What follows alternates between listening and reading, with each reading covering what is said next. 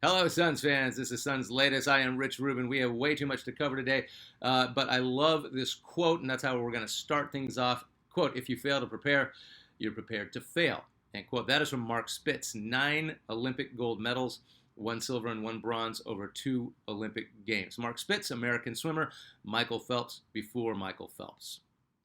Dominant. After you watch Suns latest, hit YouTube or stay on YouTube and watch. Just type in Mark Spitz, and every single thing will be about him swimming. And this guy wore this American flag Speedo, had a hairy chest, he had a big old bushy mustache.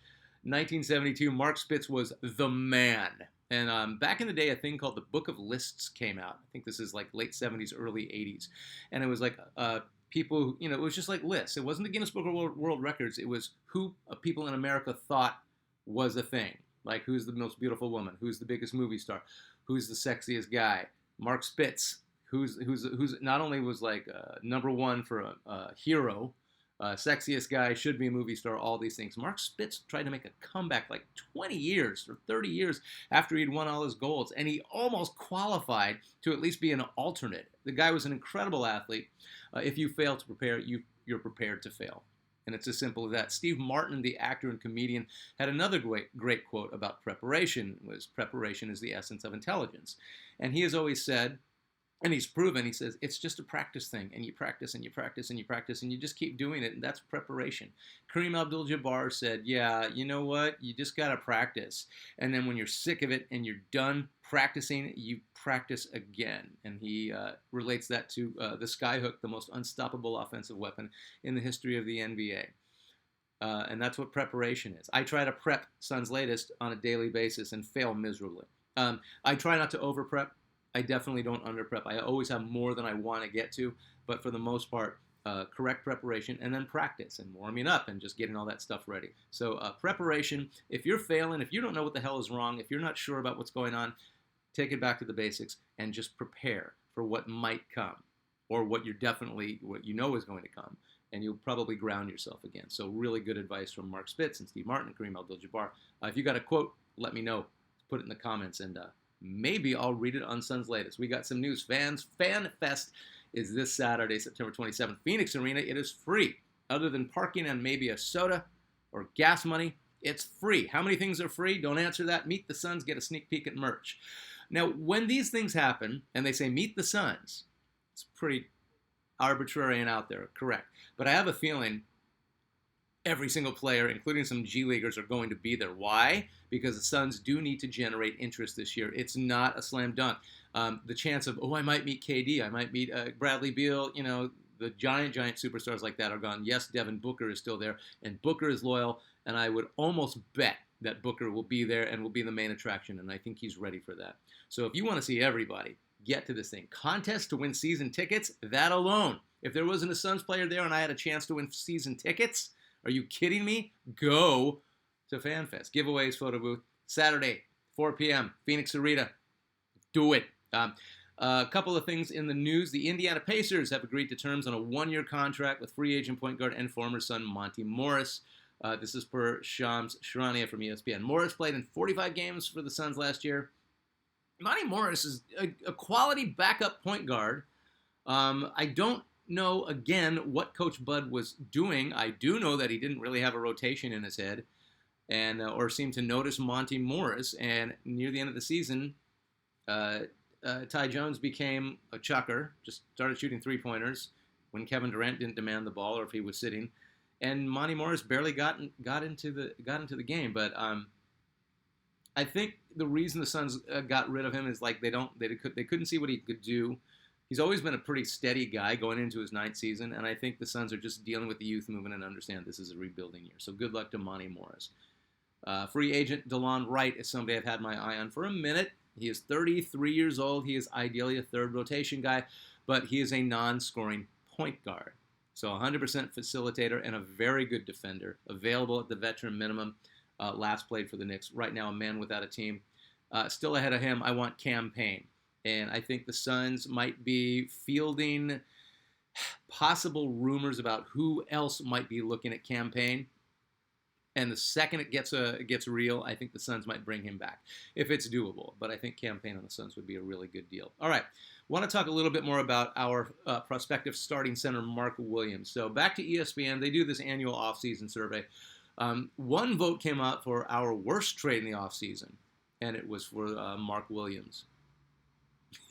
we had a pretty interesting offseason, don't you think? I don't think Mark Williams is a bad move.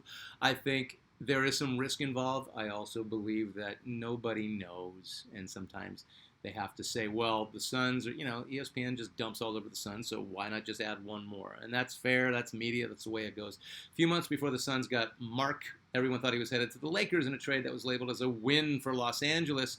Why? Because they're the Lakers, and the Lakers can never make a mistake. But the Lakers backed out because of a physical that supposedly Mark Williams failed. It was never really corroborated that he failed the physical.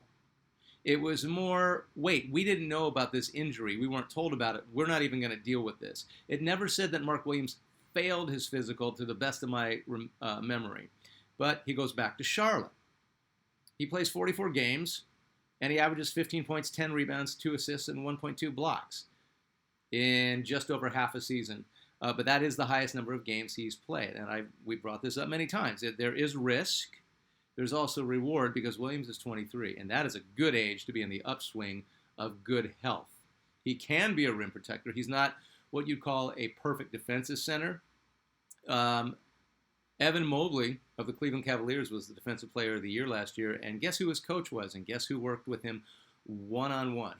Ott was an assistant coach last year with the Cavs, but he was in charge of player development, and he worked very closely with the guy who turned out to be the Defensive Player of the Year. I have a feeling Coach Ott and Mark Williams will be having a lot of deep conversations this year, but I think he knows a thing or two about teaching a big man how to play defense and where to be.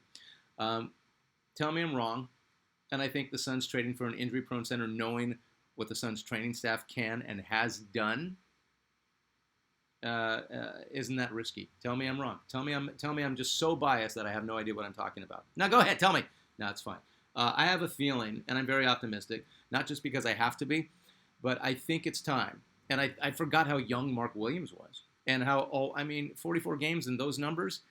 If we're getting half of that production in a full year, and then you trade that up with Nick Williams and Malawach as far as splitting time at the center, it's not going to be that bad. And I'm sorry, but that's as positive as we can be with the Suns right now. But I have a feeling Mark Williams might surprise a lot of people. I have a feeling the Suns might surprise a lot of people. Let's get to your comments. Let me see. Nevetsov. Name backwards. I guess you'd pronounce it. Oh, all right. Okay, so a couple of you have very interesting names that I cannot pronounce, and which is weird because I tutored English in college, and I read at an early age, and I am not a mathlete by any stretch of the imagination, but I could not pronounce your name. So thank you. I've asked you a few times. If I'm saying your name wrong when you write a comment, phonetically spell it out for me, and I'll never get it wrong again. Nevetsov. I guess you pronounce it Nevetsov. Thank you. Now I will not screw up your name anymore. Nope, you didn't have a comment. Moving on to Curious Mind 2525. Hello, sir. With Steve Nash as a senior advisor, I expect to see a real improvement in the Suns' point guard play as the year moves on. 100% agreed with that. Your insights are always dead on. Remember when Steve Nash disappeared for a few years? He was working with the Golden State Warriors. Who was he working one-on-one with the most? Steph Curry. Yes, I know it was after Steph's MVP years, but I'll tell you this. Steph became an even better Steph, if that can even be possible. But his game got more well-rounded. He became a better facilitator if his shot was off. The other beautiful thing about Steph Curry, who I always like, and I don't care that he's on a division rival, and to be fair, even in the dominant years, the Suns have always played the Warriors right and tight and have been a thorn in their side for the most part. But Steph Curry became a more cerebral point guard, not just a chuck guy. Not that he ever was, but it took some time. Steve Nash was right there by his side, basically a shadow. So you got Steve Nash, who's going to be working with Jalen Green. Think about that. It just now occurred to me. It's like, because you brought this up, Mr. Mind 2525. Steve Nash will probably take Jalen Green aside and he says, hey, look, I'm not going to try to turn you into a point guard, but here's some basic stuff you can do that's going to help you facilitate, that's going to get you open so you can be the offensive player you want to be. Boom, right there. He's also going to help Colin Gillespie, who has a lot of Nash-esque moves. He does that whole hesitation, and then he's open for a layup with one hand the whole way. He did it last year. He's going to do it again even more because Steve Nash is back and part of the Suns organization. Yeah! At Leo Jones 22, Rich, you forgot to add big man Tyrese Samuels, who played well for the Valley Suns and who I felt should have been with the real Suns. Thank you for that, Mr. Jones. I will look into Tyrese Samuels. Haven't heard his name. I only follow the Valley Suns when it has to do with a guy cutting back and forth. Like Kobe Bray is probably going to be doing that a lot. So then I'll pay attention. But this season, I intend to pay more attention to the Valley Suns and see who's there and who can make the jump and could give us some spot minutes. Tyrese Samuels, locked in. And thank you for that reminder, sir. At Hammerdone, PHX. Oh, here's a couple of quotes that didn't make it to the top, but I'll read them now for you. The less you know, the more you know it. Me. Oh, that's a quote from you? You are a sage, my friend. What is normal for the spider is chaos for the fly. I knew that one. That's from Morticia Adams from the Addams Family. I totally remember that quote. That's a good one. Very nice. That one, you know what? I apologize. That one should have made it to the top. Did Morticia Adams have a jump shot? No. We'll have to look into that as well. We have so many new faces on the squad. I really want to see what they can do before we make any transactions. Okay, that's fair. But what if you can get somebody really good who could clear out some of the cap space? You know, who could probably bring us a draft pick in a first round draft pick in the next few years. Those are the transactions that you. Oh wait, yeah. Let's do that. So I agree with you. I've been saying this. How about we stand pat, see what we got? I understand. I would also like to see us get a draft pick. I would also like to see us go even younger, but a more proven youngster. And I hate to say it, but somebody like Kuminga is probably a move in the right direction, regardless of the kind of player he is. It's just my opinion. All right, we're going to get back to the Legend of the Day, and we might be doing this until the season, at least the preseason begins, okay? So what I said was we were going to skip it for a minute. Okay, we skipped it for one Suns latest, but we're going to get back to it now. So we're going to go through the 15. And I know we talked a lot about certain guys in the 15, and there's nothing more to say about them. So the ones that we talked about a whole lot, who I didn't really go deep in, we're not going to gloss over them. We're going to bring them up, and then I want to hear what you say. So I'll give you a heads up about who's going to be the next Legend of the Day. But we are going to start with number 15, the Flying Dutchman, the original Sun, Dick Van Arsdale. He was number 15 on the 15 greatest Suns of all time. There was no issue that anybody had with that.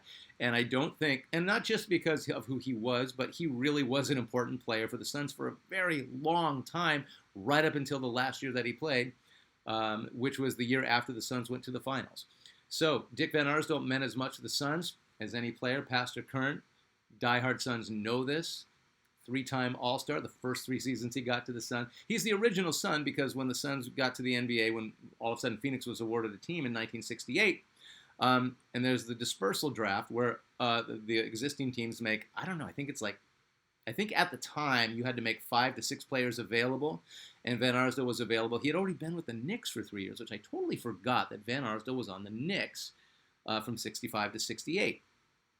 So he was the first guy the Suns ever took, the first guy to get a Suns uniform, the original Sun.